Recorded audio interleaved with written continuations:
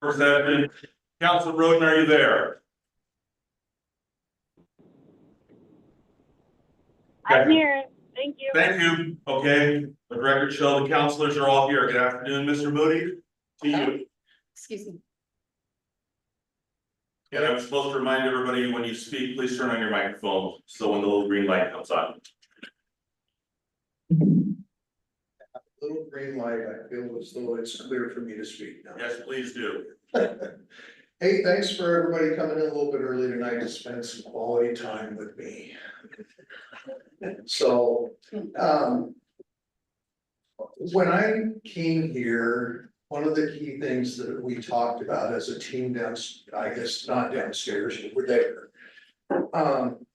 Was having a customer service focus in everything that we did, both for our internal customers and for our community members that we serve through utility billing, business licenses, etc. So what you have before you tonight that we're gonna talk about is kind of another step in that direction. I've been authorizing time payment agreements for utility customers kind of as a course of business since I've been here. For people who need a few extra days to, make that timing work for their utility bills, or through whatever circumstance that have become a bit delinquent and need maybe 30, 60 days, whatever it is, to get caught up and retain their utility service. In all my years working with local governments, either as a consultant or as a finance director, that was kind of how we did things. It's a win-win in that it allows the community member to retain their water service while getting current, and it allows the money to continue to come in for the city.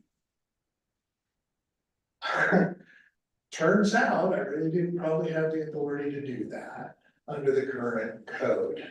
So mea culpa.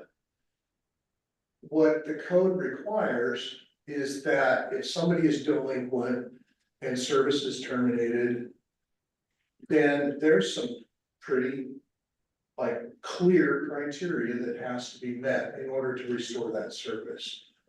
All the past due amounts have to be paid in full, along with whatever fees, attached as a result of the transaction of becoming delinquent. Interest and previously a deposit had to be paid. As you know, we no longer are collecting deposits. So what we're trying to do is amend the code this evening so that it gives us back that tool to work with.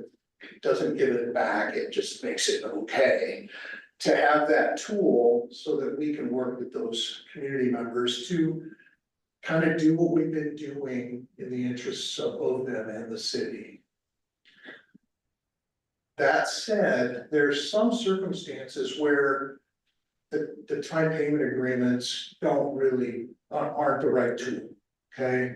So give you an example, and I'm just kind of making this up. And I always get in trouble when I make stuff up, so we're trying to be careful here.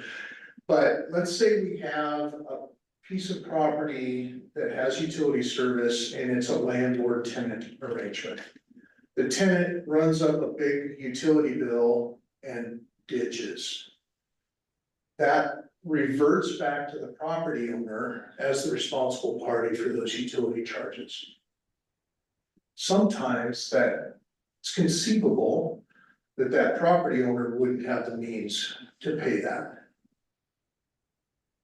So we have the ability at that point to lien that property so that we get paid if and when the property sells or changes hands or is transferred. Those liens, we attach those liens. They only go away if they're released by us. It's a legal process. It takes some administrative hoops. We can accrue interest, and we do accrue interest on those liens over time. So we're really not out anything in that process other than the time it may take to collect that money. The current code still doesn't let us reestablish water service to that said property in my example. So if the property owner were to be able to say, get a new tenant who's willing to take responsibility for the utility service, we can't turn it on for that new tenant under the current requirements.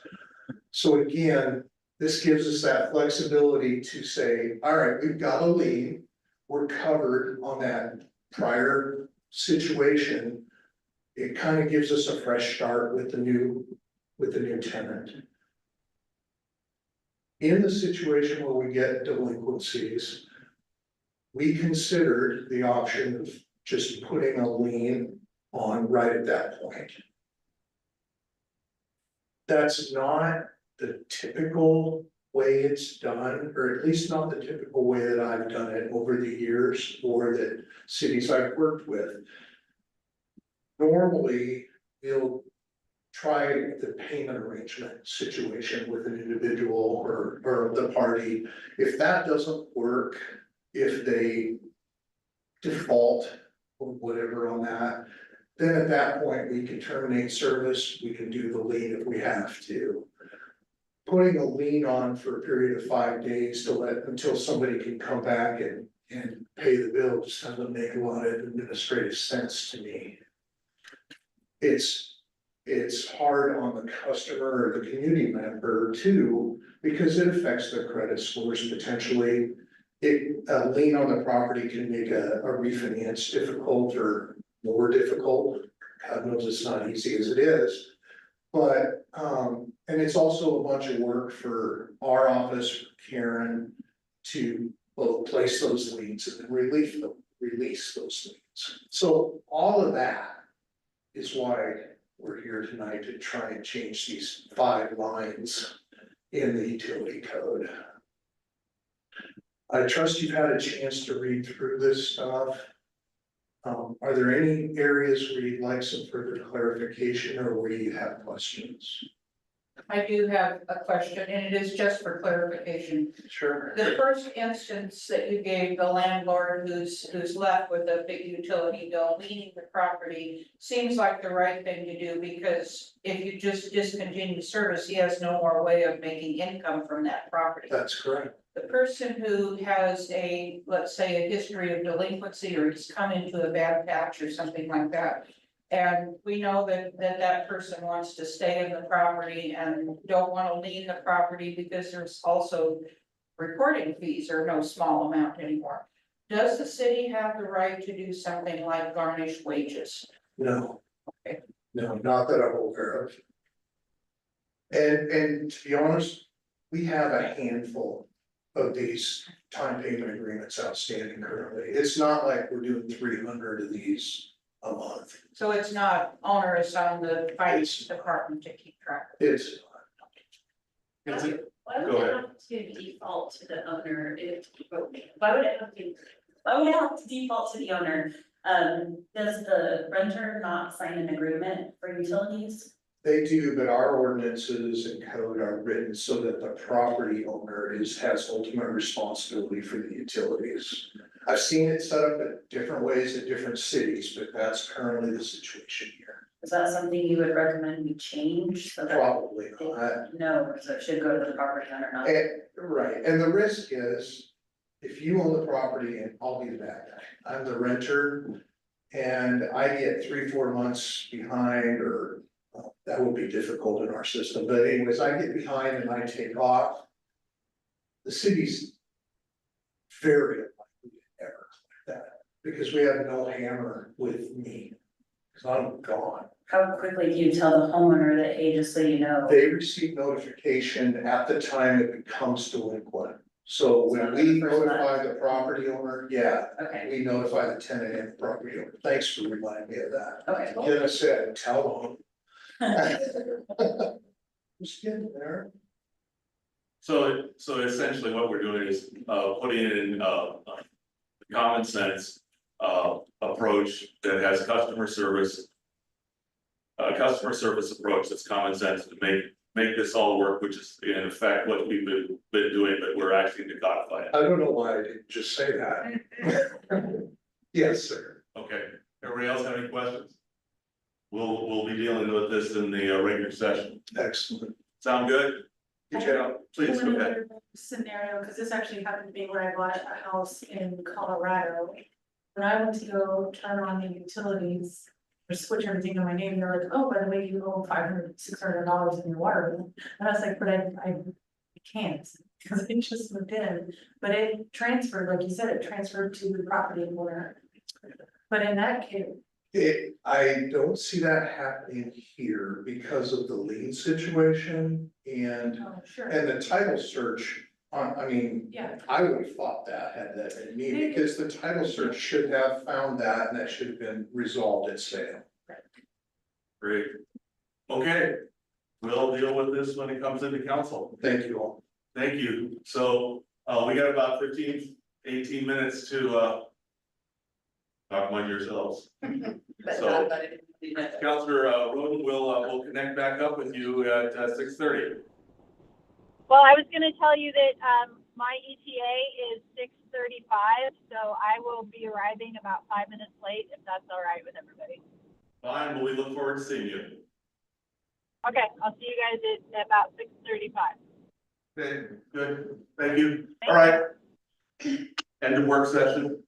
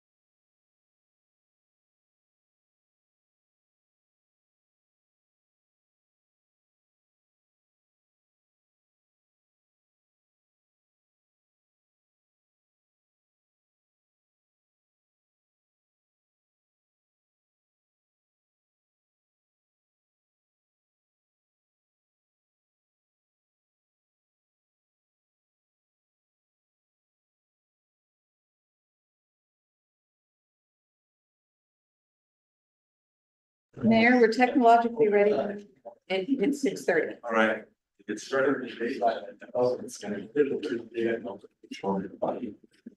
All right, Karen started. All right, good. That's ready, Karen ready, I'm ready, we're all ready. Yeah. Good evening, ladies and gentlemen. I'm gonna press my button here. Good evening, ladies and gentlemen. Welcome to the Independence City Council meeting. It's Tuesday, October 22nd, 2024 at 6:30 in the evening and it's dark. So let the record show that councilors are here. Councilor Roden is en route and we expect her to join us in just a couple of minutes. And so I wanted to do that. You have minutes from two previous meetings in your packet, and do they make with your approval? Second. Motion by Martin Willis, second by Core to approve. All in favor, signify by saying aye. Aye. And opposed, motion carries. At the last meeting, staff were informed in advance that Councilman Porter wasn't able to be with us, and I neglected to to say that at the beginning of the meeting, so I just want that noted, please. Gary got it, thank you very much. Okay, visitor or public comment, do I have any papers? No, okay, moving forward. My mayor report. First of all, I again want to thank council for your actions at the last council meeting dealing with Highway 22 and 51.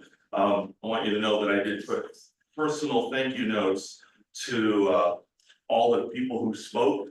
I wrote almost all of them got a personal handwritten note because I really appreciated them coming forth and speaking, and then the article in the Statesman covering the concerns was I thought was pretty decent. Recently, I attended the LOC board meeting, and we discussed and approved legislative priorities, which we reported on earlier. There's also lots of discussion on the grants pass decision and how the league's going to move forward with the legislature and in conversations. There's a number of different work groups that are underway, trying to figure out how best to move forward statewide regarding where people that are unhoused can be. Also at the LOC conference, I had the pleasure of being one of the presenters to the Mayor's Association on the whole topic of the keys to being an effective mayor, working with state and federal leaders. So I led that part. I had the pleasure of moderating a very, I don't know if I can say contentious, but a room filled with lots of emotion from nearly 100 people about the FEMA pre-implementation plans and implementation impacts to communities. FEMA is proposing changes in where flood lines are and how things move forward next to waterways in the United States.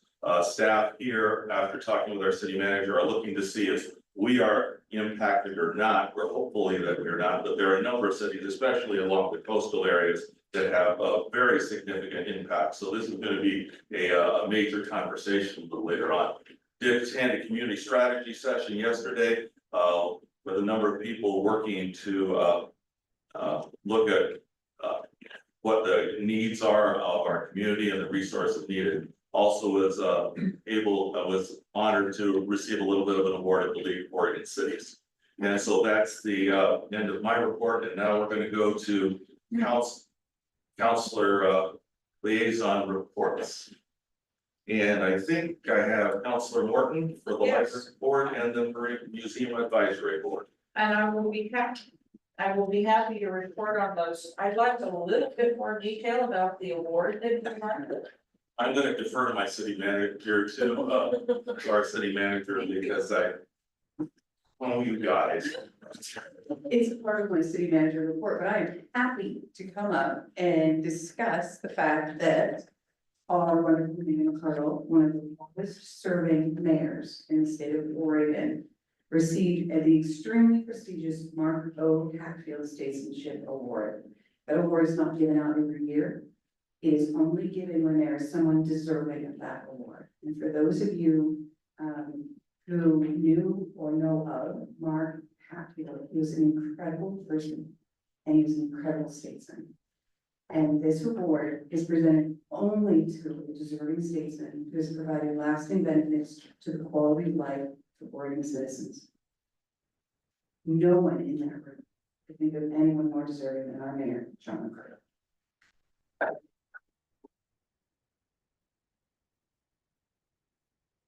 Thank you. It takes a team, both at the dais, at the staff table, and in the community to make good things happen, both here and around the state. So with that said, let's get on to a library and museum report from Councilor Martin. Okay, which will be anticlimactic after that. The library installation of the rainbow art equipment has been completed and a colorful display is surprising many library visitors. In fact, I went in today to pick up some information from the library and there was a man standing at the desk and his face was completely green from a prism that was reflecting bright light onto his face, and I accused him of being the Grinch.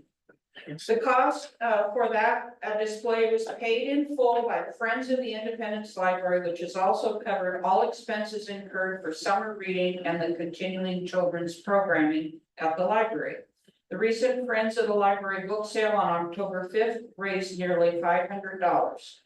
Library use continues to be high. The Youth Coding League has more participants than ever, and the young computer entrepreneurs are hoping once again to take prizes in this year's nationwide competition.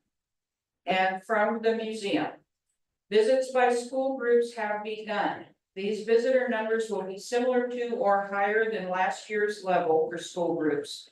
In addition to regular rotating displays and presentation, the museum recently sponsored the Independence Ghost Walk. It will be co-hosting the Independence Holiday Market happening on Saturday after Thanksgiving, which is concurrent with the opening of the Glow holiday displays and activities in Riverview Park. The museum board has and will continue to be adding members contributing to the strength of that organization. The Heritage Museum Society is also very well populated and is doing an excellent job of financially supporting the museum. Their next fundraising event is this Friday, October 26th I believe it's Saturday, at 7 p.m. at the Elks Club, where the silent film, The Hunchback of Notre Dame, will be shown, accompanied by original music written and performed by our own local musician, Nathan Jr. Thank you, Councilor. Appreciate that. Councilor Martin Wilson, I think you have the team your report. Counselor work, yes, all the fun stuff. Yeah. So, yeah, I'm here to report on the Willamette Valley Homelessness Alliance, which is comprised of the cities of Independence, Kaiser, Monmouth, Salem, and Marion counties, as well as the Salem Kaiser School District and Confederated Tribes of Grand Run, along with several partner organizations.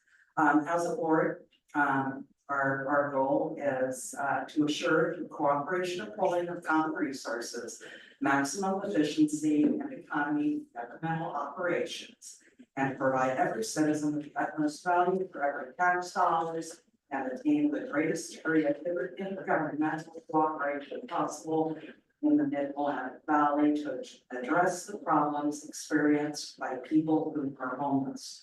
So that brings you up to speed on what we do. We meet quarterly, and most recently, the last quarter, we approved the budget for the fiscal year 24-25, totaling $25,621,000 and change. Due to grants, we've been able to expand our staff from one since the group's inception about 4 years ago to 5 staff. We've added 2 positions to maintain and train our HMIS system. And that's the system that tracks folks in need of services locally throughout Marion and Polk counties. We and the contractors use it to track families and individuals involved in our process.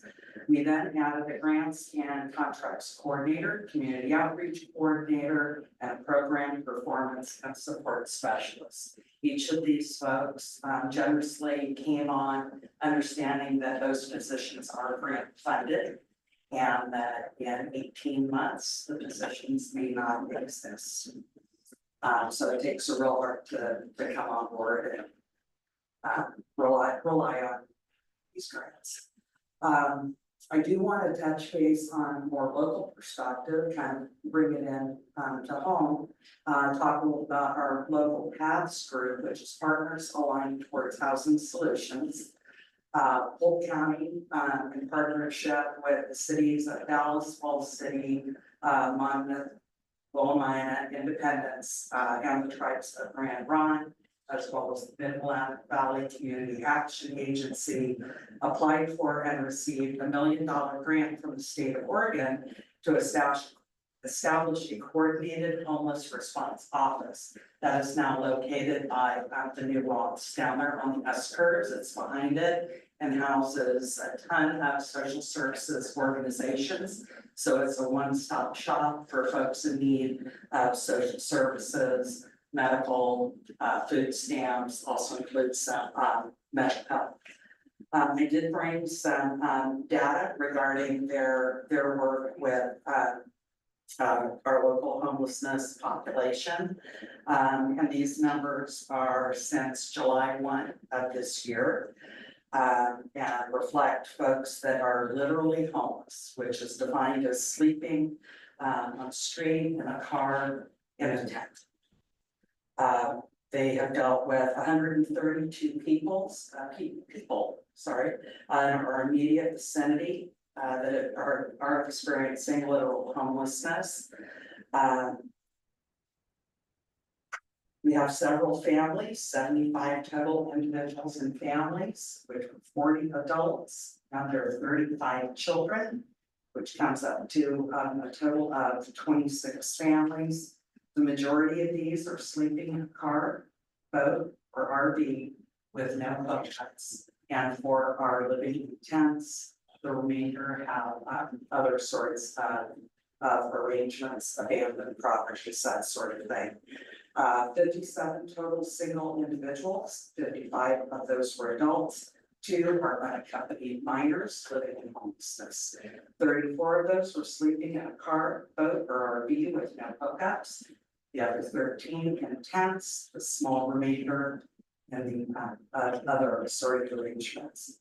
There is some good news in all of this, and that is that 877 cases have been managed by our local FCO, and assistance provided with rent, utility deposits, past due rents, or other assistance, including rapid rehousing, to the tune of $935,482. That is my report. Thank you for delving into and supporting all the efforts. Okay, I think it's time for our city manager to continue her report. Thank you, Mayor. Walking through there is an obstacle course, and I always figure Wednesdays I'm gonna trip and I'm gonna fall right on my face. So if I do, then either Bob or Tina are gonna have to get me to the hospital, and no laughing, council, I'm just saying right now. Who's the safety officer in the building? It's gonna be Bob or Tina, that's it. So, tonight I got a few things, good things and in between things. Hotspots are coming back. We're really excited to have them back in the library. We're scheduled to get them here, really quickly, it's either this week or next week. Councilor Morton, do you know by chance if it's this week or next week? I do not know. I just saw the sign also that said they were back. Right, so it's within the next 2 weeks. They'll be managed directly by CCRLS. And we'll have 10 assigned to us, but anyone 18 and older with a library card can check them out for 3 weeks at a time. So you can go on to the library catalog, put them on hold, and then each library in the consortium will be getting a set amount, we're sending them where they need to go.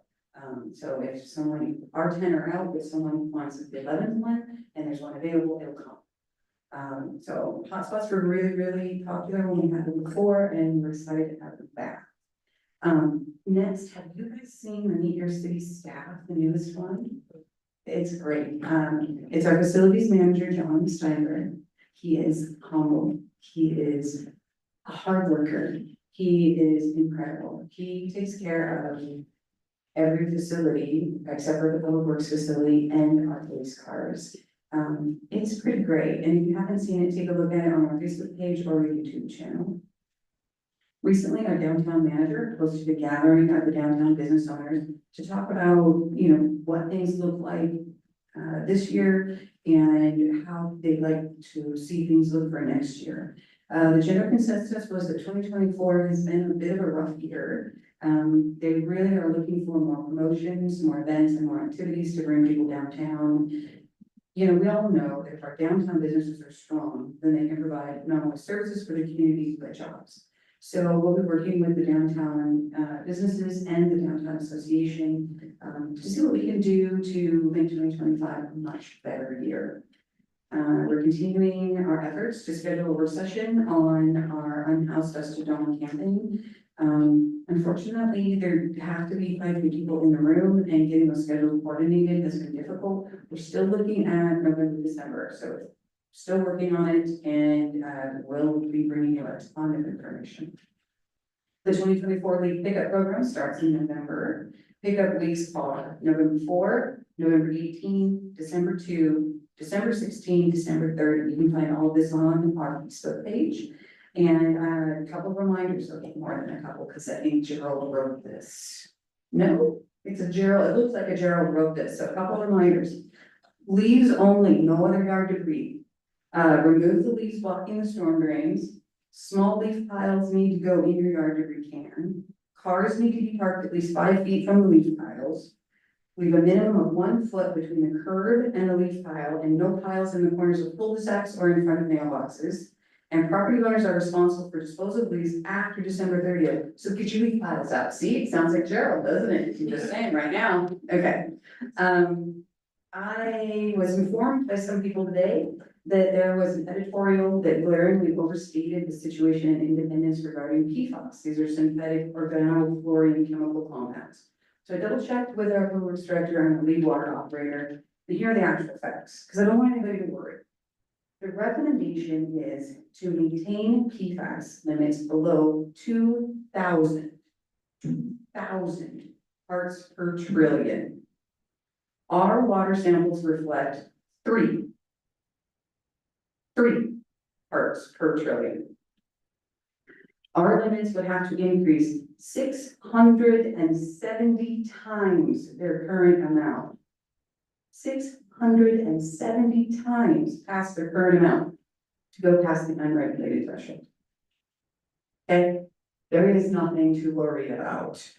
I have this great congratulations speech from Mayor McCardle, but I'm going to jump over that since we already heard it and go on to end with a couple of upcoming community events. October 29th, 1 week from today, 4 p.m., the Sunset Park grand opening is going to happen. It's at 889 Maple Street. Everyone's invited. Please join us. We're excited. There was a master plan for this particular park, and we followed that master plan. We had so much input from the community, and we did what the community asked. So we're really happy to have this in place for the community. And then let's have a little fun on October 31st. From 3 to 5, the Independence Downtown Association is hosting trick or treat. City staff will be a part of that, handing out candy and fun stuff. And then you can catch the trolley to Monmouth to attend their trick or treat event from 4 to 6, because you do want to show your kids up for the holiday. And that's all I got. Great, thank you very much. Mr. Mooney, we get to hear from you again. You're gonna synthesize 117 pages of report for us. Yeah, I'm not stuck at that.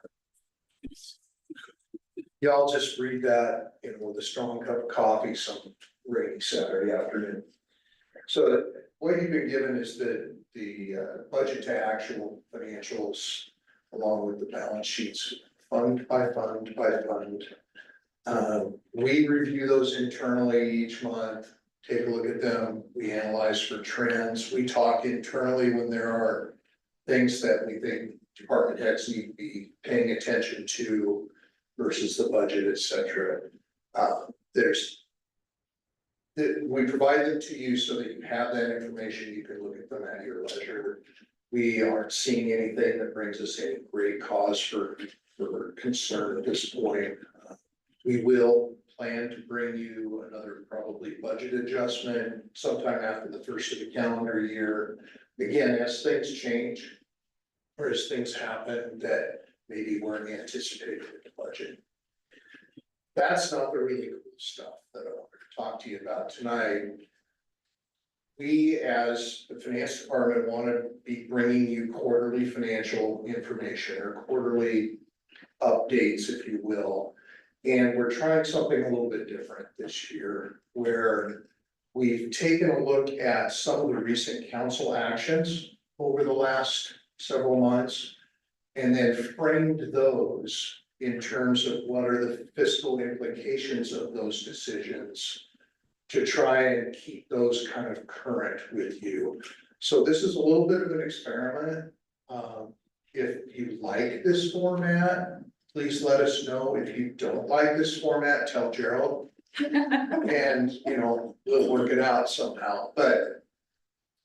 So I'm just gonna kind of start through, I'm not gonna read this to you, but, these basically are some highlights of some of the things that y'all have been able to accomplish. So, Independence Days was a big topic during the budget committee. And the conversations leading into the fiscal year, of course, it's like 3 days into the new fiscal year. But some of the things that we did in budget committee, or that you all did as part of the budget committee, holy cow, they worked. So wristband sales were up over 2023 in terms of dollars, to the tune of about $46,000. So wristband sales exceeded the prior year. Now, some of that was, I don't have numbers of wristbands, because I just couldn't understand some of the chicken scratches that were done, but we had the dollar amounts. So it's probably a combination of the number sold and the increased price for those wristbands. But if you take the increase in the wristband sales and the increased sponsor and vendor dollars that we had about $26,000 more in 2024 than we did the prior year's events, just in vendor and sponsor fees. Those combined to actually cover the cost of the event this year for the first time. And that includes staff time that was allocated to the event.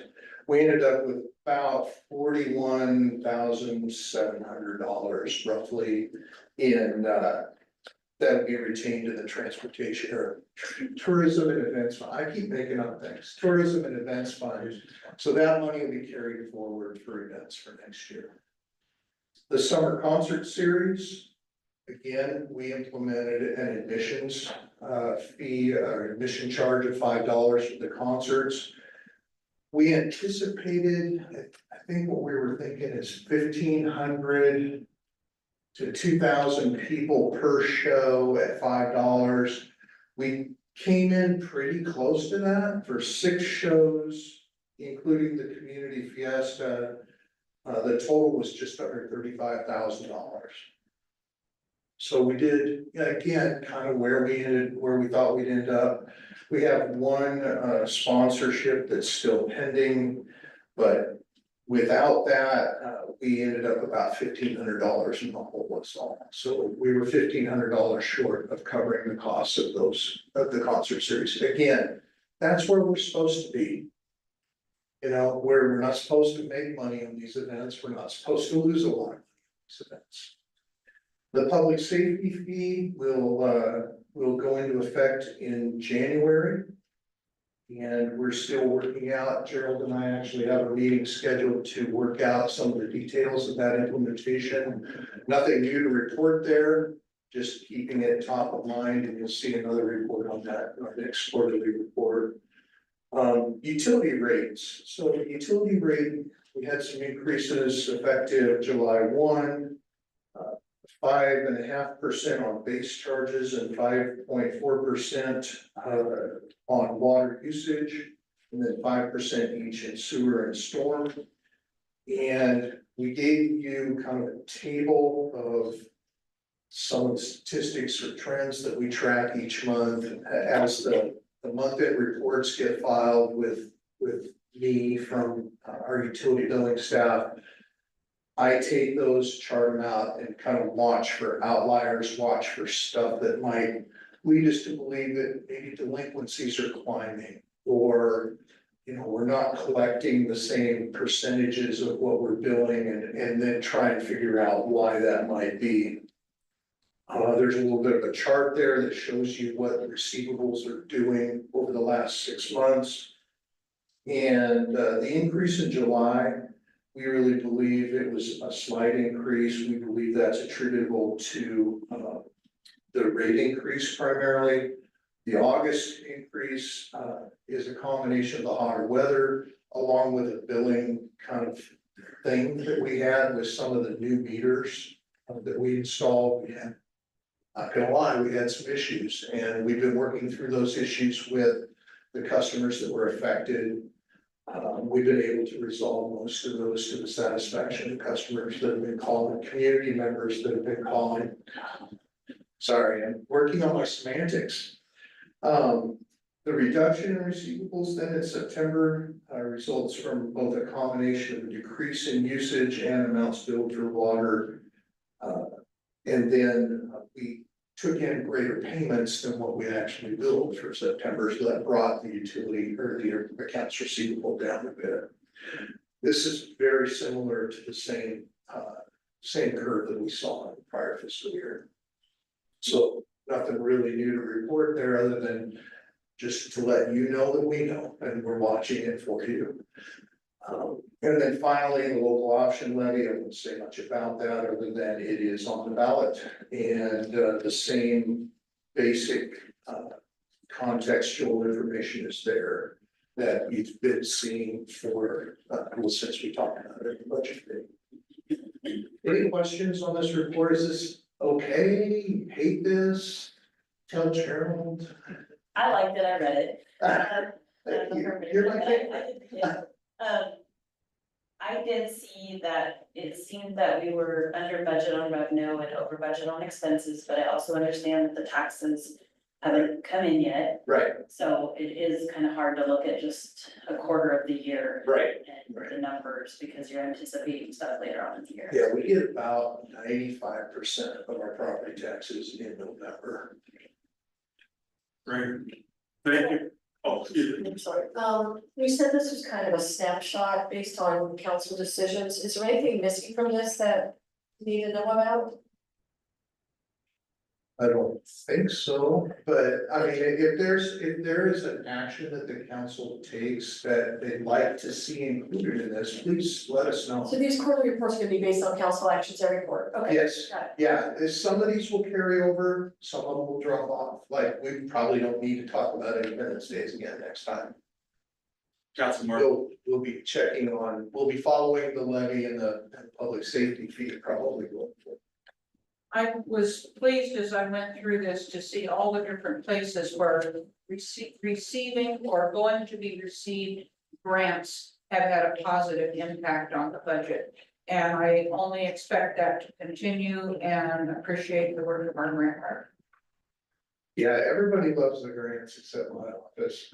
No, I'm kidding, they're good, we're doing really good things with grants. The administrative stuff just sometimes gets to be our task. great, Are there grants that we know of? And he handles the reporting. Yeah, he's doing very well. Are there grants that we know of that are coming in that weren't in this report?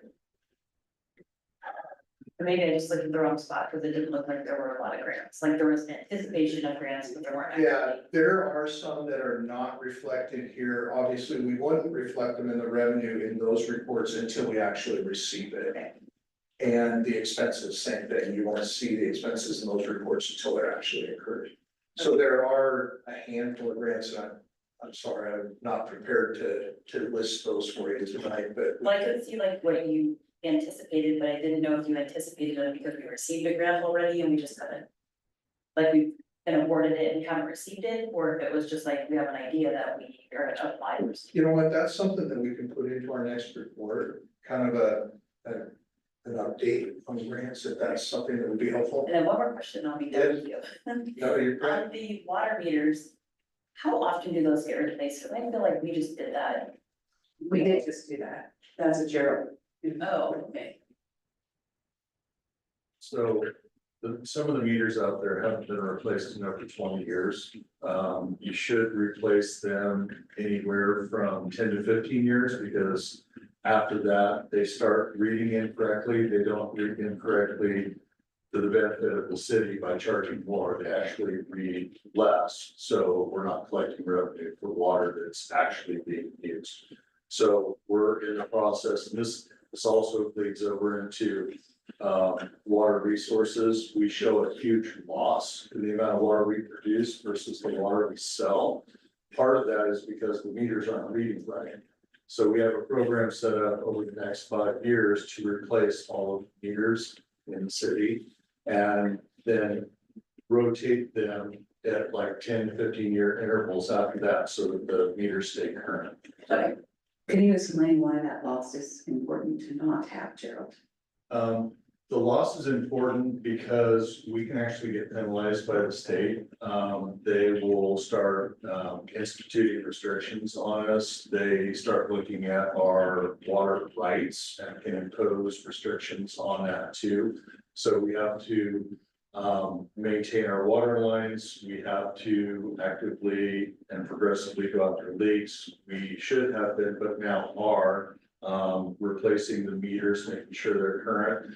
We're reading meters that in the past, and this is kind of back in the day stuff, where if it went to a city site, they maybe were read, but not actually recorded. So they're not getting reported to the state. So when I got here, I started going through this laundry list of, no, we need to have meters installed. We have to have readings on those and to account for that unbilled water. Because what was getting reported is just the water we were collecting money for and not the water that was being used throughout the system. Yeah. And then one other thing, since I have this mic that allows me to talk. On grants, I have already asked our economic development director to be prepared with our grants manager to be here in January to provide you a full rundown on all of the grants we received, the ones we're working on, what it looks like, so on, et cetera. So in January, you'll be seeing that. Great, I have a question on the water meters. go ahead. So my neighborhood is getting their water meters replaced again. Our water meters were just replaced a few years ago. What is the cost to replace water meters that have just been replaced? So you probably didn't get water meters replaced, but the meter heads that were on top of them, because some of those old meter heads were defunct. So they were replacing the top, but not the body. The body is the mechanism that actually reads the water and then reports to that head. So you probably have the head replaced. What we're doing is we're replacing the whole unit itself because all of the old ones are wore out. They're not reading properly. And that way, what was actually getting reported in some cases, they would just shut down. They wouldn't report anything, it wasn't recording information, and so we had to switch out some of those heads because they just weren't functioning. Well, I'm glad you're taking care of this because that doesn't make any sense that we would replace the mechanism on top and not fix the whole unit. So hopefully this does give us more accurate measurements. Great. Okay, Thank so Mr. Mooney, you get the next thing, so you don't need to walk away. Oh, you did, okay, we're gonna go to new business, amending the Independence Municipal Code on utility buildings, and we had a work session on that at 6 o'clock this evening. Would you like to make the staff report on this? Yeah, as we discussed at the work session. We're asking for the change in the municipal code with respect to utility billing and collection to provide some administrative tools to allow staff to work more effectively with utility customers, community members that have situations where they may need a little extra time to pay their bills, or they may have a situation where we can work with them to help them maintain or retain their utility service while we resolve any billing issues. If there are other questions from the council, we'd be happy to entertain. Councilor, I had a follow-up question to what Councilor Joe asked earlier. If we're issuing utilities to a renter and the utilities are in that renter's name, how is it legal if we can hold the landowner or the property owner responsible for their tenants? Because we're in a contract with the tenant at that particular moment, not with the property owner. So how can we hold one responsible when we have a contract with the other? Well, I'm not an attorney, but we do also have a signed agreement with the property owner that indicates that they will be responsible if the tenant defaults on payments. Yep, So the property owners have agreed to that relationship. okay, going back to the changing the ordinance, because as I put it earlier, this is to reflect mostly current practice, being more customer friendly and helping make things work. It's clear characterization. Yes, sir. Okay, this is an action item and I would be happy to accept a motion. I move to read the proposed ordinance council bill number 2024-07 in full as the text is contained in the council packet for the first time. So I have a motion second by Martin Willis. Is there discussion? Hearing no discussion, all in favor, signify by saying aye. Opposed? Carries.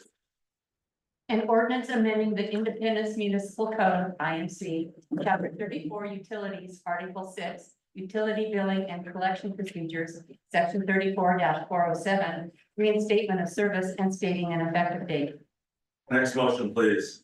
I move to read the proposed ordinance council bill number 2024-07 for the second time by title only. The motion, second by Joe.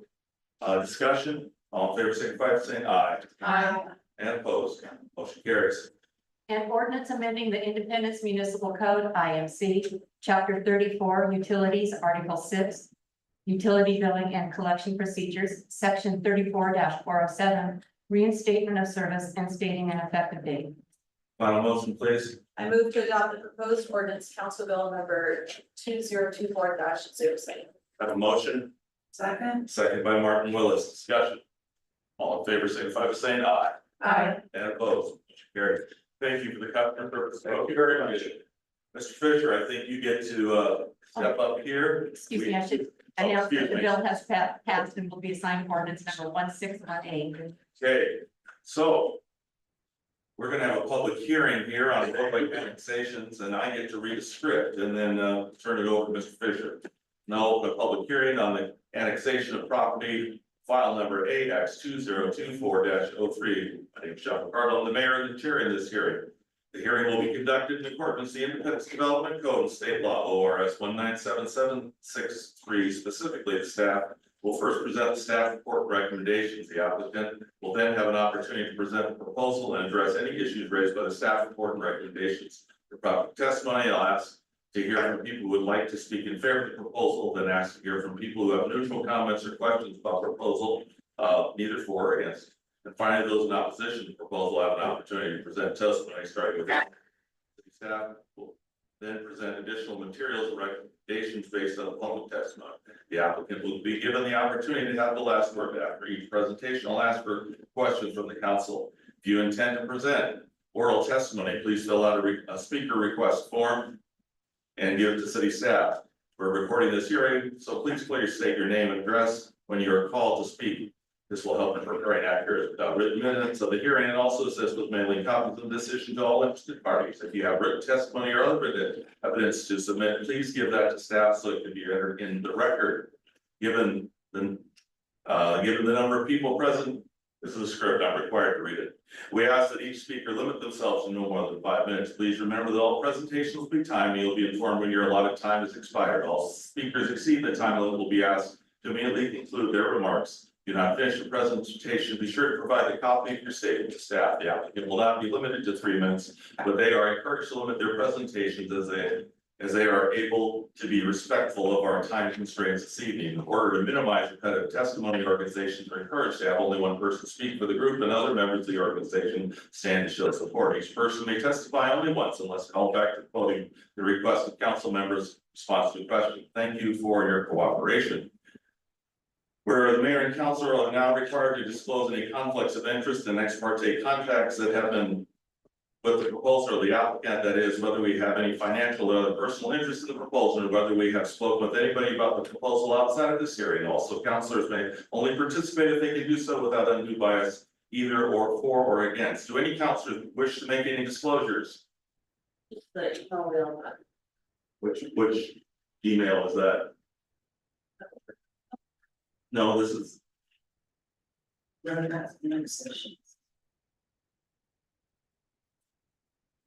Get a public comment. is that, I'm sorry, Who's it from? I don't know what we got here. This is, oh, this is. State has certain hoops we have to hop through, and so we have to hop through. I didn't receive any. Is this the, Karen, did you receive this? No, Yeah, this was received and this was written. This was included in the, wasn't it included in the packet? I think you sent it by email. Yeah, and it was included in the packet as a testimony. We have good time. oh, there it is. Okay. Sorry. We all spread it. Well, no, I was trying to, there's a lot of pages here. Page 169. 169, my error. Thank you. Okay. Anybody else have anything else? Okay. Required statements, Mayor. Thank you, I'm just finding where I am. State law requires me to tell you a number of things at the beginning of the hearing. First, the applicable substantive criteria that apply to this criteria are contained in the written staff report and will be identified, discussed in the oral staff report. Second, your testimony, arguments, and evidence must be directed towards these criteria or other criteria in the comprehensive plan or development code that you believe apply to this application. That's ORS 197.7635B. Third, failure raised in the issue accompanied by statements or evidence sufficient to afford the decision makers or other people an opportunity to respond may preclude appeal of the decision on this application based on that issue, and that's ORS 197.7635C. Finally, the applicant failure to raise constitutional or other issue related to the proposed conditions of approval with sufficient specificity to allow the city to respond to the issue precludes any action for damages in circuit court or ORS 197.7963B. Okay, staff, please present the staff report. Mr. Evander, I guess you get to do it. Thank you. Perfect, yep, sounds good, so boy, would really like to somehow face you folks too, or try and go both ways, just because it's a really full room tonight. My name is Fred, I'm the city planner here at the City of Independence. This application is for the annexation of, I think it's 6 rights away, 1, 2, 3, 4, 5, 6. Portions of 6 rights of way in the unincorporated urban growth boundary of the City of Independence. What that essentially means is it's in our growth boundary, but it's not in our city limit.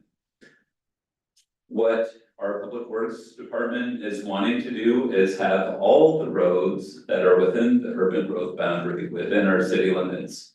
The benefit of that is then when future development happens, it's us reviewing the application. Rather than us coordinating with the county and the county trying to use our standards for the roadways. If that makes sense, that's the fundamental reason for this annexation. Also, if you look at, let me just show you page 154, Karen, if you can get to 154 in the packet. You will note that we have situations, isn't that 151? 154. We have situations like that, yep, no, 154. Oh, Jake's pulling that up, we'll get out the laser pointer. Maybe This one? Yeah, that one. Yeah, this one. Perfect. So when you look at this road right here, you can see that a portion of the road, this is 13th Street, a portion of the road is in the city and a portion of the road is actually in the county, right? And so not only would an applicant who was trying to improve this road have to work with us, they would have to work with the county. That's like an unnecessary duplication of reviews, right? So the goal ultimately is to allow the city to control roads and control the development of roads that will eventually be in the city. Another benefit is if the county were to review a road and perhaps reviews that road at a lesser standard, perhaps we wouldn't want to then take that road. Because it might not have enough sub base or whatever it might be underneath the road. So ultimately, the goal is have the city have the roads that will be developed in the future for future roads under the management and review of the city. Basically, to review this application, we look at a number of things, state law, the countywide or intergovernmental agreement with Polk County, our comprehensive plan, and the Independence Development Code, subchapters 11, 12, and 14. Those items are all included in the staff report for this. In short, I mean, a lot of Oregon state planning goals seek coordination, right? They seek urbanization of urban growth boundaries, right? And all of these things point to this project being consistent with those principles. So based on that and the findings in the staff report, I would recommend approval of this annexation. And I'm happy to take any questions, and so is Gerald, if anybody has any questions. Questions for Mr. Vander? Frank, did you address that email that said? Oh, yeah, yes, oh, yeah, so we got two thank you very much. That was my plan, we did get 2 comments, we sent out something like, how notice works for something like this is it's 250 feet from every piece of property that's getting annexed. That's, as a result, we sent out something like 350 letters or something, to folks around. I should make it clear that the folks who got those letters, that does not mean you are getting annexed. It means the road is getting annexed. It does not mean that you yourself are getting annexed. I think that's kind of important because in the process of reading, for example, the letter that you received from Mr. Haggett today. I got one from Brian Smith. It just, oh, sorry. Sorry, my fault. So I'll give you some time to read that. I will address the other letter.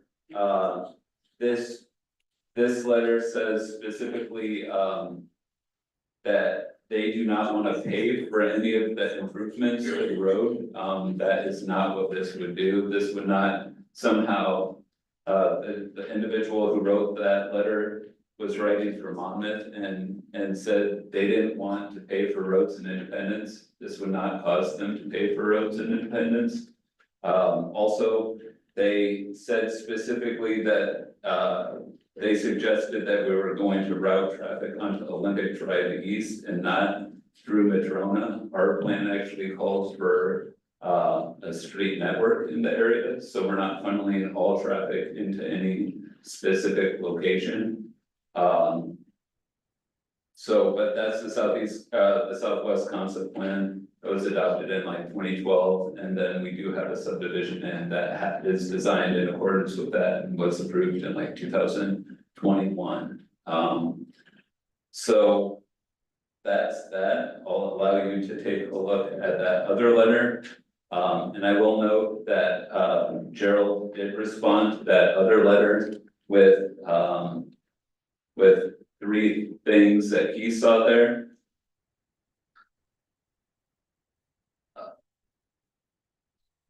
So the first one is, yes, there's no cost to them as part of this.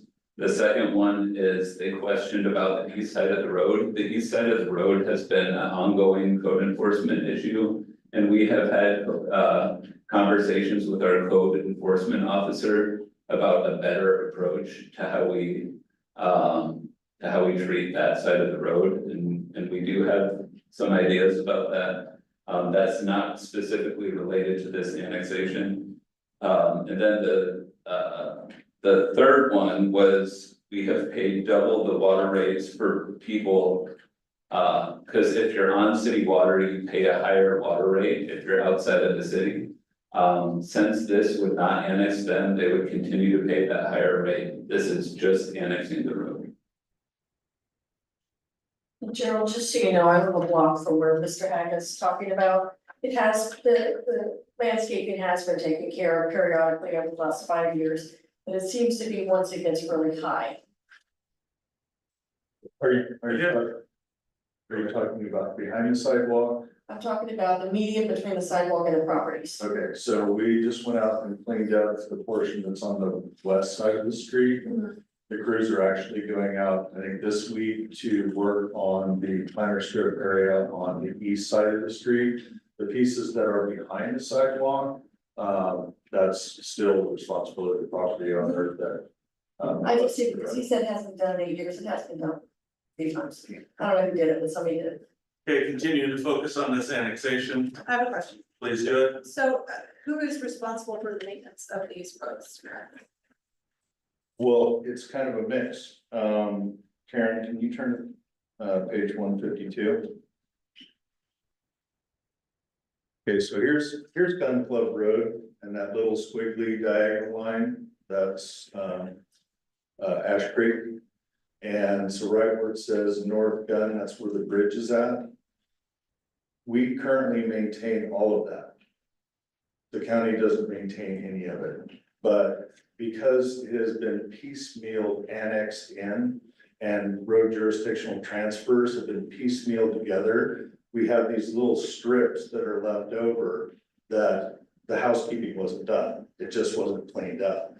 So even though we're maintaining the bridge and we're actually gonna be doing some work north of the bridge, the county has nothing to do with it. They won't come in and do any maintenance on that because they look at it as that's our road, even though it's not annexed into the city. So the whole point behind this is to annex it into the city so that I can work with the public works director of Polk County to do the official jurisdictional transfer, the paperwork that's required, so that we actually assume the responsibility of it. And then I can report that to the state of Oregon. We can be recognized for it and get gas tax money for that work. A follow-up question to that then is why don't we enforce the county to maintain, like, why would we want to take control of that bridge that floods every year? Why wouldn't we just enforce the county to do their job? Because we have half of it. I don't want to enter into an intergovernmental agreement with the county to try to share some funds and ask them to put money in their budget, which they're not gonna do, to maintain Gun Club Road Bridge. But why would we want to put that on our responsibility when we don't have the money to maintain it? Why wouldn't we fight for the county to do their job? It's already our responsibility. The county isn't even looking at that as their responsibility. And I don't want to spend any money on attorneys, having the two attorneys fight between each other, between the agencies. The whole point of this is we're already maintaining it. It's part of our system. It was identified in the master plan as part of our system, yet I have these hanging chads where it wasn't annexed. The paperwork wasn't done properly back in the day, and what I'm trying to do is get it cleaned up for you. If I may, and Gerald, if we do bring it into ours, we get the gas tax for it. Yes. So we get the money to maintain it, whereas right now we're maintaining it without the money. And Polk County has not had the time or funding to maintain it. Counselor Schwartzer, were you trying to get in here? No, excuse me. If I could, just one more thing, I mean, the Gun Club Road one is specifically like. I mean. That portion of Gun Club Road is completely surrounded by the city. Right? That's literally a small portion that's completely bound by the city. So, I mean, not all of them are like that, but some of them are. Right, because if we look at the 16th Street or Talmadge Road, that's one of the best roads in our community to drive up and down. It's well maintained, it's well preserved, and so now we're gonna take that on to maintain that ourselves instead of our city manager negotiating with the county to do their portion. There's actually parts of 16th Street that aren't even public right away. The bridge that goes across the creek, that's on school property. These are the things that I'm finding since I've been here that I'm trying to get cleaned up. Where it's owned by somebody else, but actually not owned and maintained. There's just been an ongoing agreement. It's in your city, you guys take care of it. Okay, I'm trying to clean up the paperwork piece of it so that if it is in our city and it is our right of way and we're actually spending money on it, it's because we control it, not the county. It's like when I was looking at the bridge to do some maintenance on 16th Street.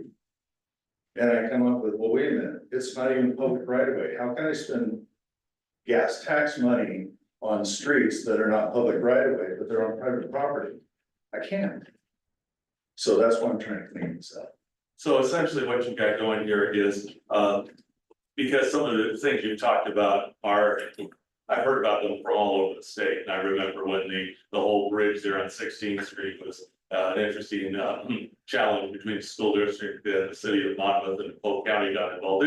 It was an interesting time, lots of stories that go with that. But these kind of little pieces of things are endemic across the state with cities all over. So what you folks are basically asking for, and I just want to kind of try to put it all together, is that getting control of the roads within our urban growth boundary.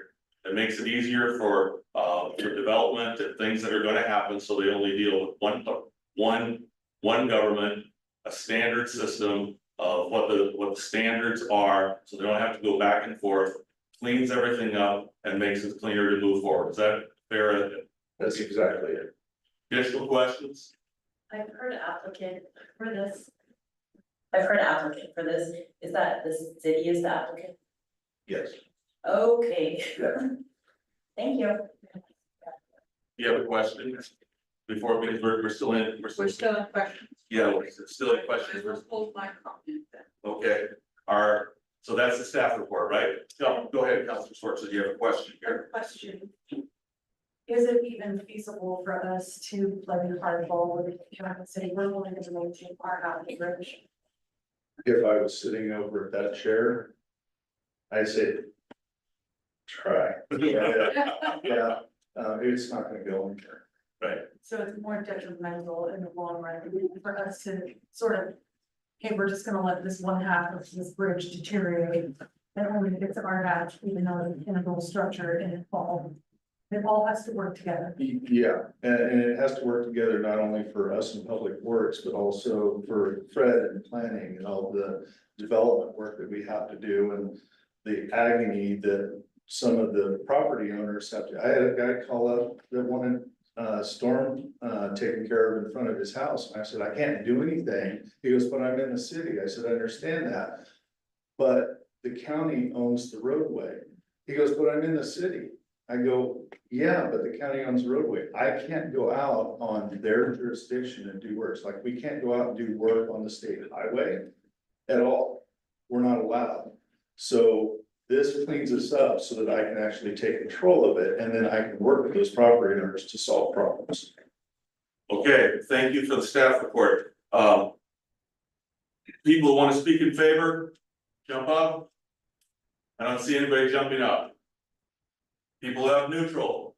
I'm neutral. Step forward, sir. In the ear. Okay. And this is, go ahead, and please state your name and where you're from, please. Trevor Hailwood, just lived down the road here in Independence. Trevor Hailwood, Trevor, Hailwood, Hailwood. thank you. Thank you very much. Thank you very much. I met you a few times, obviously I haven't, but, I like that plan, you know, I'm sort of a catch-22 because I live on that beautiful street that's maintained really lovely by the county. Recently that was sort of ripped up for water repairs and meters and sort of things like that, hasn't been replaced or patched up. So I suppose, you know, gone from lovely to not so much, and we're talking a month, maybe two, and I get there's a lot of things going on in the city, water meters and all the rest of the stuff, so I don't want to point fingers, but also if you're taking over the East Street thing, I maintain my East Street boundary, and I sort of get a little frustrated, so I know the difference between, you know, it's in the county and it's in the city, and it's a little annoying. Even whether it be police coming to my place, I have to call up the sheriff, not my local PD, should we say, so. I like the plan, I just don't know that you guys are gonna be as good as the county, if I'm being honest, in repairs and maintenance and things like that, because I've been there 9 years now in my spot, and county's come by twice, and I've repaved and sprayed and done all of their stuff, and to be fair, I've called up you guys for a couple of little things over, and I've almost got a zero response, so I'm sort of in that middle ground a little bit. Thank you. Statement? Point of clarification, you live in Independence? Yeah, and So you may, outside the urban growth. boundary. also you're in the urban growth boundary, but you don't live in the city. Sure. Okay, so you're outside the city. Yeah. Okay, I think Karen, he's saying he lives on one of the roads we're talking about. right, no, I understand, I was just making sure of clarification. Okay, and staff will get a chance to respond when we come back around. Okay, thank you. Others that are neutral? Are there please, sir? Hi, Phil Garrett, 5865 Talmadge Road. Thank you. I'm in Polk County. Okay, So our property was adjacent to the East Street property, or the East Street acquisition or annexation.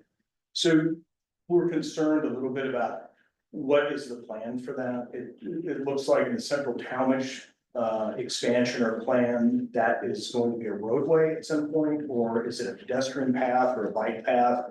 I wasn't really clear on that. And I missed some of the meetings for that activity that was recent, but I'd like to get some clarification there on what is the plan for that, you know, there's a ditch that runs along through there. So is there gonna be storm drains put in? There is consistent flooding in that area because of it's not so much that you don't have adequate ditch size, it's always backed up with weeds and the county, yeah, the county doesn't do a great job there. And we've talked to them many times, and the city of Monmouth and Independence, you guys have both come out and done quite a bit of work out there, and we really do appreciate that. And, you know, like, I'm not for or against this, but I would like to understand exactly, you know, maybe not exactly, but what is the general plan for that? And then is there, along Talmadge is on the eastern side of our property, we have cattle there and hayfield, so we have a fence line and there's a relatively deep ditch. Again, storm drains are planned for that, sidewalk improvements, is it gonna affect our fence? Do we need to plan on moving that? Is there a change possibly from the right of way as it exists now? You know, it's distant from center line to edge of, you know, where that right of way actually is. That's kind of a fluid thing. It's usually measured off the center line of the road. Is that gonna change? Is it gonna encroach into our hayfield at all? So we'd like to know those things. I'll ask staff to see if they can address some of that when we get back to rebuttal. Sure, yeah, and then, you know, I know the timelines are kind of, there's a lot to do, and the central Talmadge plan, we like it, we like the plan, we think it's thoughtful, so. But the timelines with that, I think there's probably gonna be ongoing discussion with central Talmadge, so, we'll be planning on attending that. Thanks for coming in. You bet, thank you. Okay.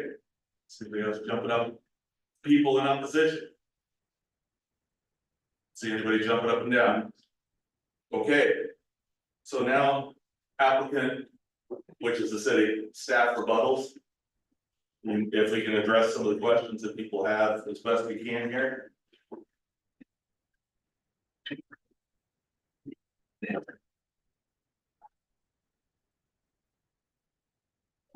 So not a rebuttal, response to the questions, Haywood. Okay, so you had talked to you about your storm drainage issues in front of your property, okay? So right now, if Can you bring up 157?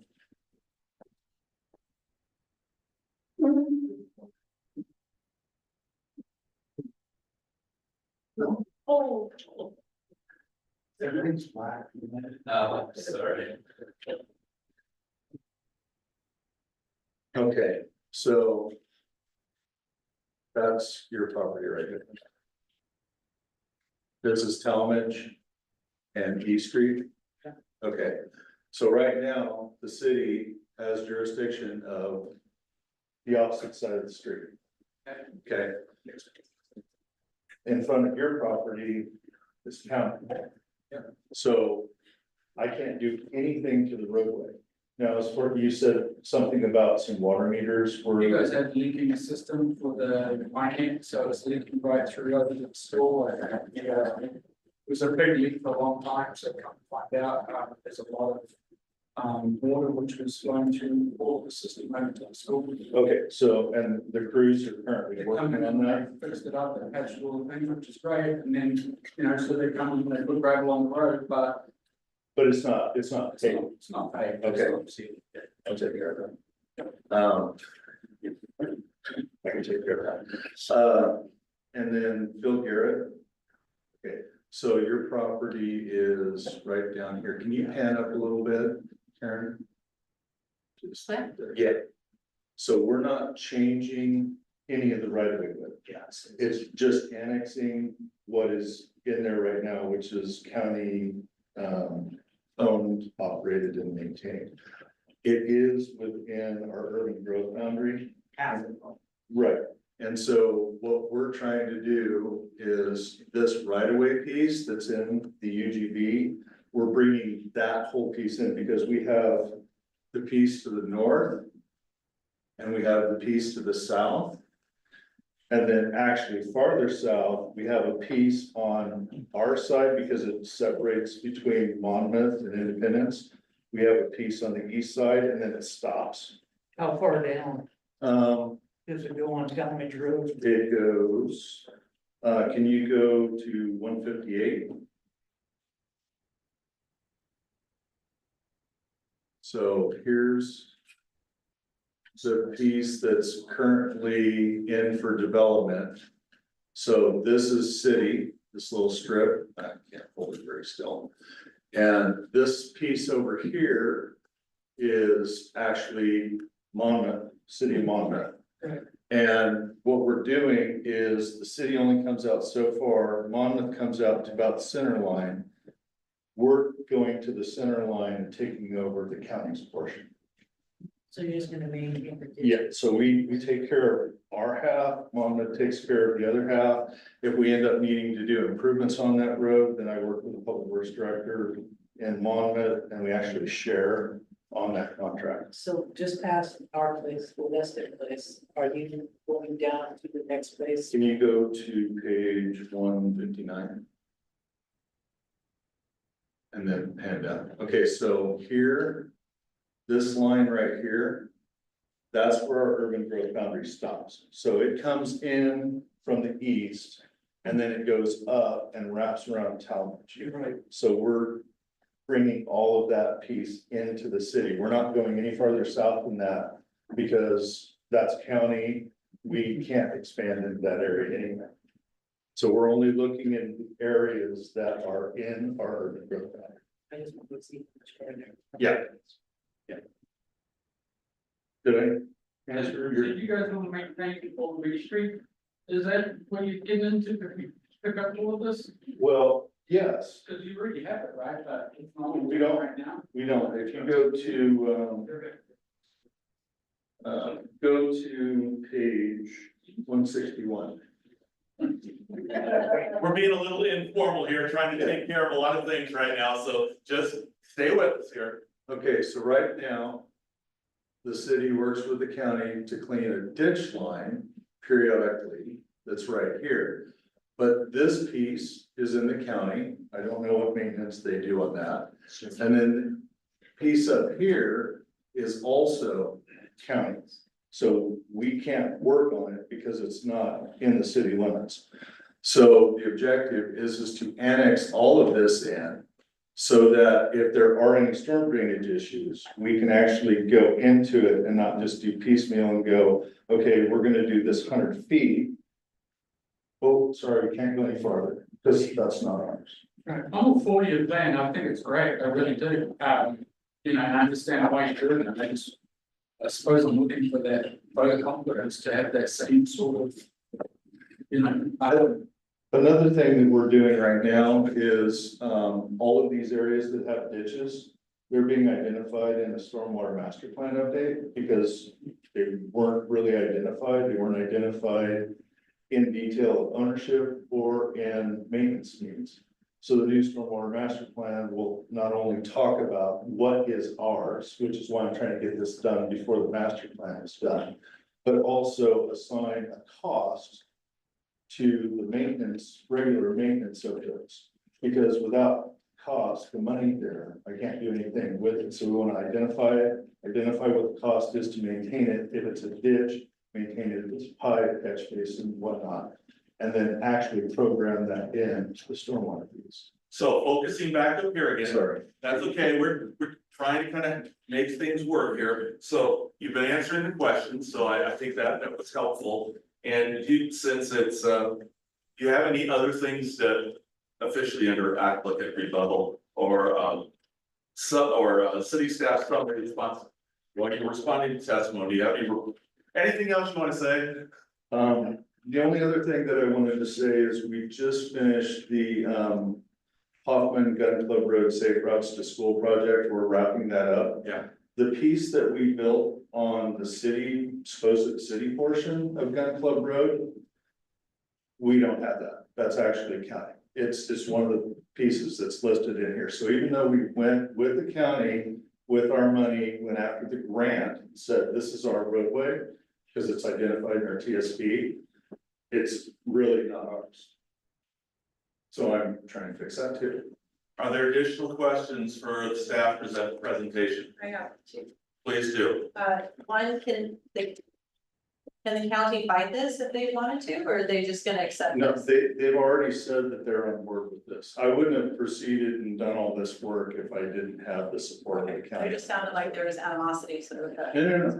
No, we work with them all the time. He's very happy that I'm doing this. He's been trying to get this done for a long time. Okay, and then my other question is I've read these pages over and over and over again, and it states in here that this is not being done for future zone changes, but that is correct, right? This is not Correct. being done. We're not changing any zones. This is, we're taking a piece of right of way that is currently shown in the county. We're annexing it in so that it's in the city, so that I can request it get transferred to the city, and the county does the transfer, and then I can report to the state. We have these pieces now. So let me clarify that real quick. So currently the roads are zoned. Under county zoning designation, they're zoned. So like suburban residential, all this sort of stuff. This would essentially unzone the roads. Because we don't designate any of the roads with a zoning in the city. If you look at our zoning map, all of our rights of way have no zoning associated with them. And so we would just use the same convention as we're annexing these roads. But isn't that important information to put out here, what these new zonings would be for these roads? They wouldn't be a zoning. There's no zones. There's no zone on a We road. would essentially remove zoning from the road. We don't Roads. zone them. The road doesn't have zones. So It's does a this road. make it easier to annex in the actual property around it? That's a whole separate issue. Really? No. I don't think it's easier or harder, it's just the same. Yeah, I mean, yeah, it's probably the same annexing the property. I mean, the one, when we were looking at the Talmadge Road piece. When Gerald was pointing out that there's Monmouth on one side, you literally have Independence County, Monmouth, right? The applicant, as they're working on that project, they're literally having to contend with all three jurisdictions, right? There's somebody actively pursuing that site, they're working with three jurisdictions right now. Okay. Are there additional questions for staff at this point? All right, without I'm gonna close the record and the hearing. Now. Pursuant to, I have to read this stuff, so sorry folks. Pursuant to ORS 1977636E, the applicant has the right to submit final written argument to be included in the records. Submission will be made within 7 days and may not contain new evidence. The submission may only contain written argument. The submission contains any new evidence. The new evidence will be rejected and the council will only consider the written argument. The applicant will also has the right to waive submission of final written argument. If the applicant does not waive the submission of final written argument, the council will not be able to make a final determination on the application tonight. Does the applicant wish to waive the submission of the final written argument? Yes. Yes. Yes, thank you. The applicant wishes to waive the right to submit final written argument so the council may deliberate and decide the matter. We now discuss. Everybody okay with this? All right. So do I have to continue to read number 9, all the detail? I'm asking staff.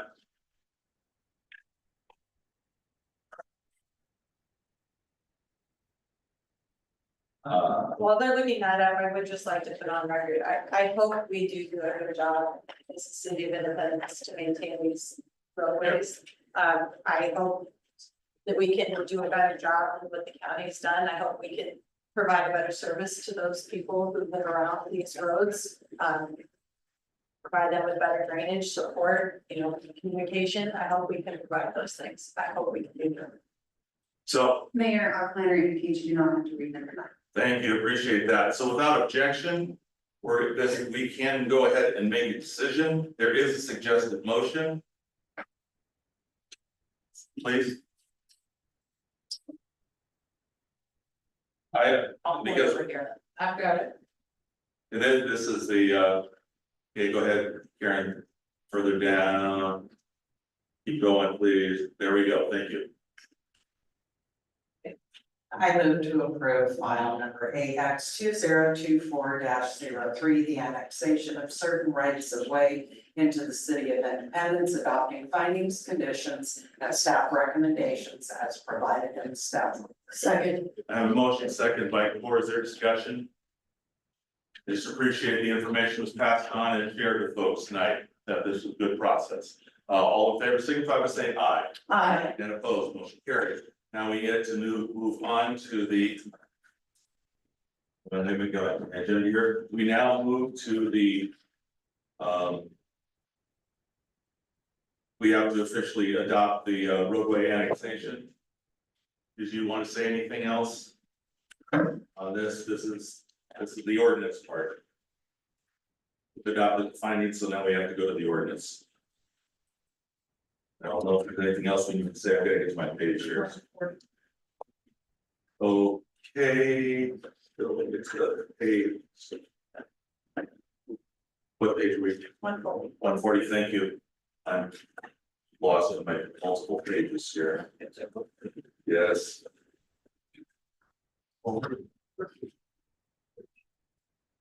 One. 140, there we go. Do you want to say something? Everybody? If not, we can just move to the motion. On page 140. I move to read the proposed ordinance, council bill number 2024-08, and full as the text is contained in the council packet for the first time. Sure. I have a motion second by Morton. Is there discussion? All in favor, signify by saying aye. Aye. And opposed? Carried. An ordinance declaring roadways annexed to the city of Independence and stating an effective date. Second motion, please. I move to read the proposed ordinance, council bill number 2024-08 for the second time by title only. Second. Motion second by Roden. All discussion. All in favor, signify by saying aye. Aye. And opposed? Carries. An ordinance declaring roadways annexed to the city of Independence and stating an effective date. Final motion, please.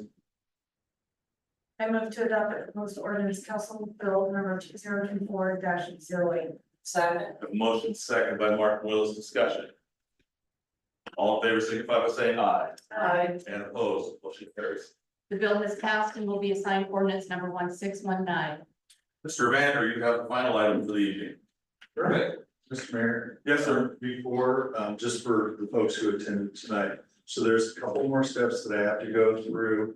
I have to have the council pass a resolution requesting that we actually take possession or jurisdictional authority of those roadways. I work with the Public Works Director of Polk County. The county commission has to basically accept and transfer that to us. I report to the state. Once that is done, everybody that was on that list, you'll be getting a letter from me saying that it is complete and that the city is taking over the jurisdiction of the roadway, and you'll have our contact. Okay. I'm curious. I'm hoping to have this all done by February. Okay. Thank you. Thank you. Okay, we have Mr. Evander on downtown parking strategy. Perfect, and if you don't wanna stay around, you don't have to, it's nice to meet you, I talked to you on the phone, but I haven't met you in person, and Chuck, I didn't even see you back there. Nice to see you. All right, so we do have a presentation tonight. Carrie is online. We are going to be talking about the downtown parking, plan. There is, Reg, before you get started, unless anybody objects, can we take a 5-minute one? you bet. And let's make that 5 to 7, okay? Okay, we're at recess for 5 to 7, please. 5 to 7. It's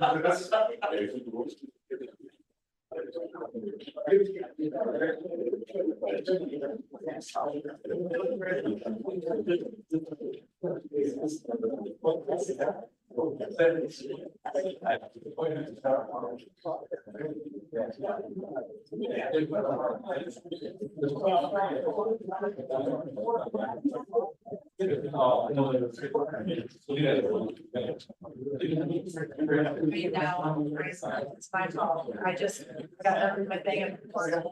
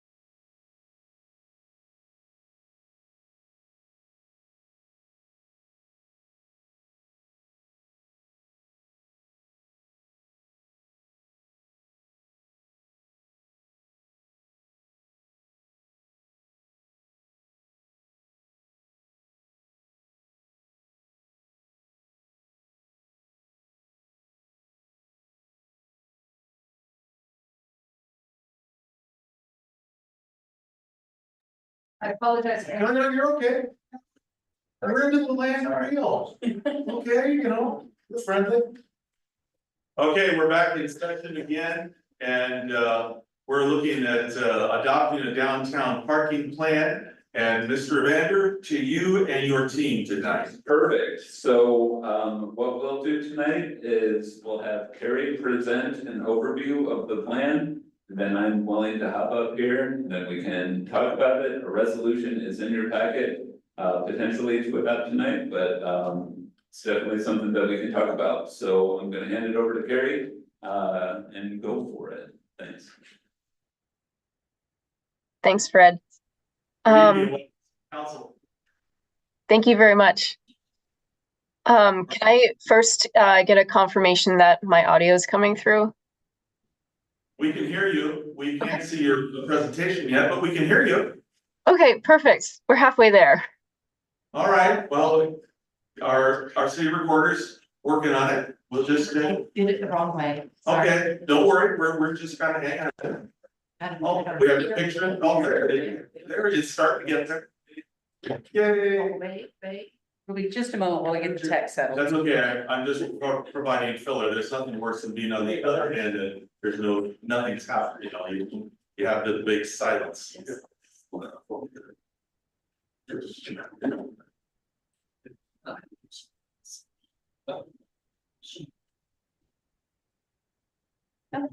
Where tech is ready. Alrighty, with the picture, your presentation is up on the screen. Go from there. Alrighty. Good evening, Mayor and City Councilors. My name is Carrie Asklar, and I'm a transportation planner with Tool Design, the lead consultant on this project. I had the pleasure of working with your city staff as well as 2 other consultant teams to develop this plan. I'm pleased to present the downtown parking management plan for adoption this evening. With the significant growth in downtown, both recent and future, a parking management plan provides a snapshot of today's parking situation as well as actions to consider to manage parking in downtown. During this short presentation, I'll provide an overview of the plan and its strategies and actions. Can I ask staff to go to the next slide? Thank you. Starting with the plan overview. Next slide, please. Great. This planning process kicked off in summer of 2023 with an inventory of downtown parking stalls, a collection of parking data such as turnover counts, community engagement efforts like this photo on the right at the summer concert series, and engagement with downtown stakeholders via interviews. Last fall, we had an open house to share our data findings with the public and presented to this council. And in the winter and spring this year, we developed strategies and actions for managing parking in the downtown area and again presented to council. This summer, we presented to downtown stakeholders, drafted the plan and code amendments, and held work sessions with this council and the Planning Commission. And this fall, we are presenting this plan. Next slide, please. Based on the inventory of parking available, the turnover rates that we calculated and the public sentiment from our public engagement efforts, these 3 principles guided this plan. Number 1 is downtown's growth should build on what has made it a great place. It's clear that downtown Independence is special, which didn't happen by accident. Downtown is a vibrant district with strong civic pride and support from the Independence community. Number 2 is land in downtown is valuable, scarce, and should be managed wisely. A thriving downtown is based on careful land use decisions that impact a small but important area of the city. By managing land carefully, the city can continue to create a thriving downtown that includes mixed-use developments, more affordable housing options, community gathering spaces, and services such as childcare and support for people with disabilities. And lastly, parking should be managed as one part of the transportation system. An accessible downtown that offers a range of transportation options to serve everyone will best support downtown success. Investments in connectivity, accessibility, and comfort for people walking, bicycling, and using transit will also help reduce demand for parking and free up access for people who need better parking access. In Independence's walkable downtown environment, parking should be easy to find for visitors and occasional users, and regular users should be able to anticipate where and when they'll be able to find parking. Next slide, please. In our parking inventory and turnover analysis, we found the following 3 results. One is that downtown has ample parking capacity today. A very, very small percentage of parking is reserved for special uses, such as ADA parking, police parking, time-limited parking, as well as electric vehicle charging stations. Number 2 is that most locations have spaces open throughout the week, even in the summer peak. During our data collection in the summer, we found that many on-street and off-street parking stalls were not used to their fullest capacity, which is considered 85%. And that metric essentially means that that stall is full 85% of the time consistently, keyword consistently there. And as you can see in this map on the left, the blue is parking stalls occupied less than half the time, which is a significant portion of the downtown area.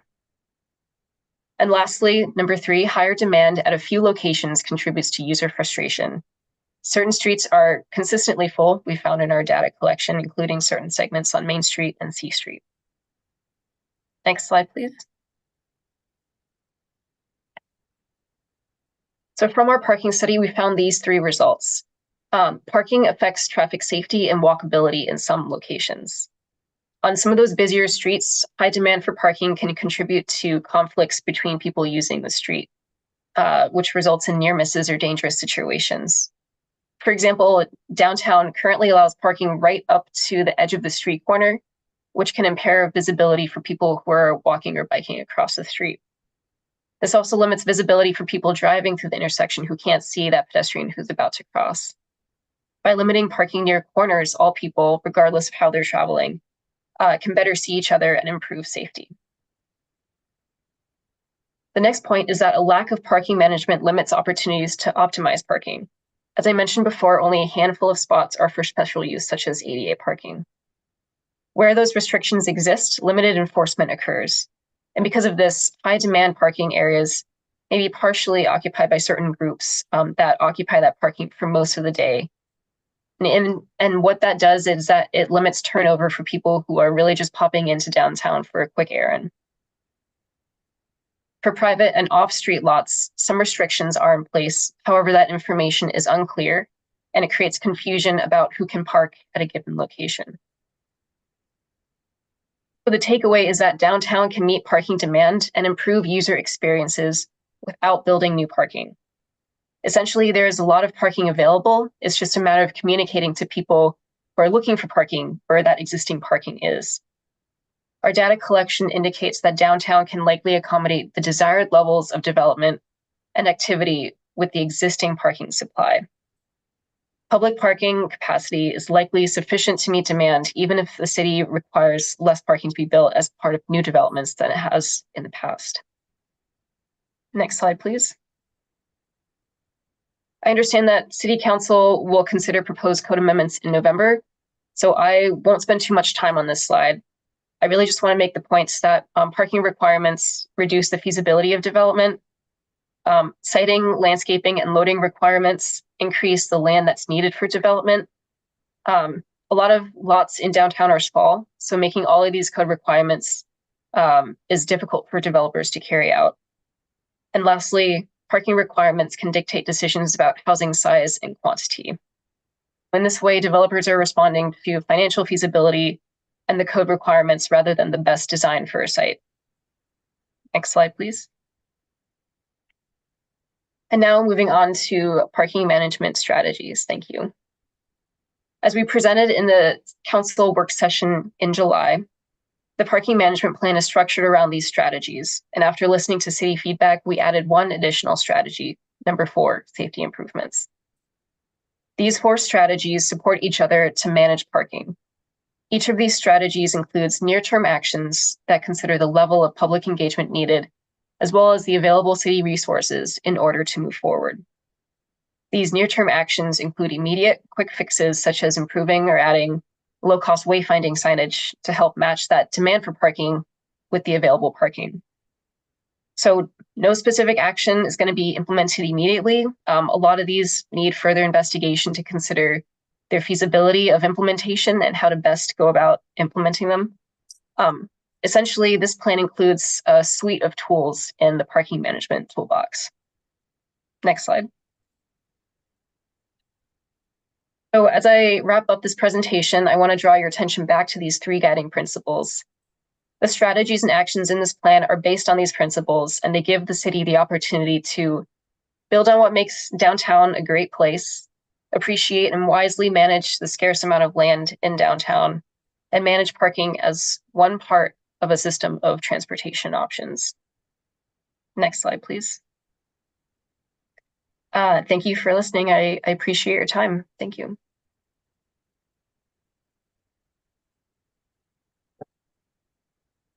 Perfect. So with that, I'm just curious, are there any questions about that up front or anything in particular? Questions for Mr. Evander, Councilor Roden? Well, I was just gonna say, I appreciate that you added the safety concerns with crossings. I've been talking to some people in the community lately, and I don't experience this problem, but I've learned from other people that experience this problem with cars being parked too close to the corner. Especially children, they don't see kids, and so I really appreciate you bringing that up, because I noticed I've talked to a group of kids and they were like, cars don't let us cross, you know, they don't let us cross, and I'm thinking they probably don't see you, and so I appreciate you bringing this up, because I think that is a very positive outcome of the study, that we can have safer crossings for kids and people who aren't seeing. It's definitely, and so what you'll see in the plan is, I think it's a nice, it's like a sort of soup to nuts sort of spectrum, what you see, like including a whole lot of like very practical things that we can do in the near term, like Gary mentioned, wayfinding, right? Wayfinding and making it clear where people can park, and preparing things like stuff on websites where you can go to a website, you can see where you can park. All of a sudden, that's better utilizing the parking resource that we have, right? As a simple fix, that's not gonna cost us a whole lot of money in the grand scheme of things. So things like that are definitely in the plan. And what the plan recommends is consider these things and monitor, right? So you know, when we are consistently hitting the 85% and where we're consistently hitting the 85%. So all of those strategies are things that we're gonna absolutely pursue moving forward. There's also things that are very simple, like, hey, you have private parking lots in downtown. Confirm when people can use them, if people can use them, and make it clear how people can use them, right? Simple things like that. Yeah. Additional questions for Mr. Evander? I have a question about, so how did you guys come up with who you were doing as an interviewee? And how can a business get more involved if they're interested? You know, we reached out to a number of folks, we reached out to, I think we had like 9 or some different focus groups. So we talked to specifically businesses on C, because we knew that C was a problem. We talked to apartment operators, managers, but Independence Landing Apartments, Osprey Point Apartments, those sorts of things. We tried to do a restaurant one, and we invited restaurants to be a part of that. So yeah, we talked to the Elks specifically. So we tried to reach out to a number of different folks. If people would like to be involved in more conversations about parking, you should just give them my phone number, and I'm more than happy to talk. Okay, thank you. Great. Additional questions? I just want to say, I think I really appreciate the efforts that's gone in on looking at a number of different kinds of situations. I think this is good stuff, and I really appreciate that, because I know that the planning commission's worked on this and is also recommending approval for this also. So That's where Appreciate that. Please. One question. Looking through this packet, I sat in on a couple of those interviews and I'm very glad to see a lot of the ideas that I heard talked about included in here. In especially making, B Street diagonal parkings that'll pick up a number of spaces. I did not read it closely enough to see it, so I'm gonna ask you this question. Is there a provision for making parking spaces on streets, for instance, Second Street, where there used to be driveways going into businesses and there aren't anymore? Can we pick up some extra spaces there? That is definitely one thing that we've had conversations with property owners about as part of this project. I can't directly remember if it says specifically like optimize on-street parking or whatever, but I mean, it's definitely something that we would like to do. I know exactly where you're talking about, and we had that conversation as part of this project. And one other question is, I see in here, there's a spot about employee parking. One of the things, I've worked with the Downtown Association for quite a while, and one of the things that we see is that business owners come and park in front of their own business, and then that's no room for customers. And that is something that is very hard to change that practice unless there's a convenient place for employees to go park. That's absolutely right. Yeah. Great. Well, we have a resolution in front of us to approve this, upon recommendation of staff and the planning commission. I would love to get a motion. I don't see a motion there. Is it on page 176? Let's see, well, I have a resolution on page 177. Let's see the motion in the staff report or on the resolution.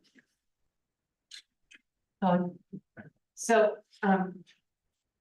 We just go council, with, if I may, it's just a motion to approve the resolution number 24/1619. right, that's on 177, you have the whole resolution right there. I'll take a stab at this. I move to approve resolution number 24-1619, a resolution adopting the downtown parking management plan. Second.